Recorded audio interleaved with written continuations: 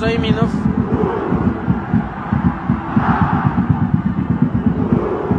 Dinamo futbolchilari to'p bilan 85-daqiqa. Andijonning qarshi hujumini ko'rishimiz mumkin. Bu Ake tomon pas tezlikda. Bu Ake o'tib ketmoqda raqibidan. Xavfli vaziyat. Martin. Yo'q, Jahongir O'rozov oxirigacha ta'qib qildi uni va to'pni maydon tashqarisiga chiqarib yubordi. To'p bu Akedan maydonni tark etdi. Endi Bobur Arena boshladi. Bobur Arena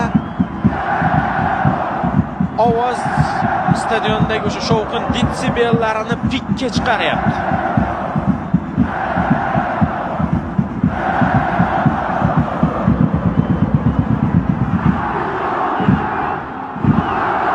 Butun stadion birgalikda jo'r bo'lib kuylayapti. To'p maydon tashqarisiga chiqib ketdi. Yon chiziqdan Dinamo futbolchilari uni o'yinga kiritib berishlari kerak. Xurshid Mirzahmedov rejissyor kerakli kadrlarni ushlayapti.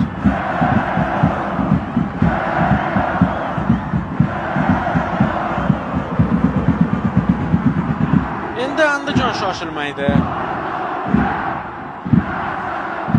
Boake, Martin.